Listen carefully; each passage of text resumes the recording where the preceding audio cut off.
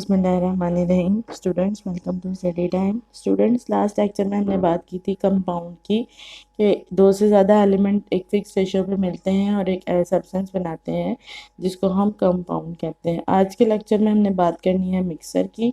अब हम अपनी डेफिनेशन सबसे पहले स्टडी कर लेते हैं।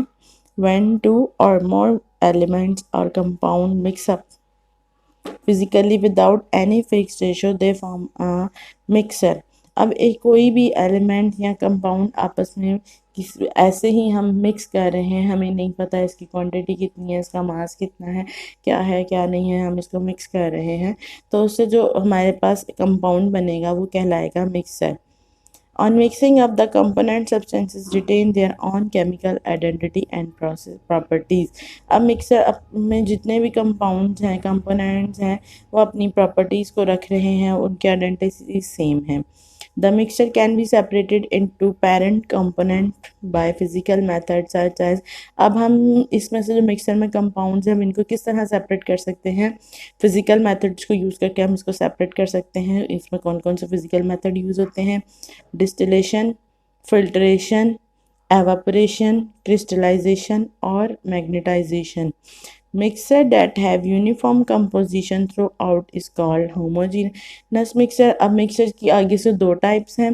फर्स्ट टाइप है होमोजीनस मिक्सर और दूसरी टाइप है हिट्रोजीनस मिक्सर। इसमें जिसमें कंपोजिशन यूनिफॉर्म है यानी बिल्कुल सेम है, यानी अगर गैस का एक हमारे पास एलिमेंट गैस है तो दूसरा भी गैस है, और सॉलिड है तो दूसरा भी सॉलिड है, एक लिक्विड है तो दूसरा भी लिक्विड है, यानी आपस में मर्ज हो रहे हैं तो वो क्या कहला रहा है? Homogeneous mixer. अब इसमें एग्जांपल्स जो है वो है हमारे पास गैस एयर, गैसोलीन, आइसक्रीम। और अगर हम हीट्रोजीनस की बात करें तो जिसमें कंपोजिशन यूनिफॉर्म नहीं होती वो कहलाते हैं heterogeneous. Whereas heterogeneous mixtures are those in which composition is not uniform throughout। For example, soil, rock and wood। जिसमें कंपोजिशन सेम नहीं है वो कहलाता है heterogeneous mixture।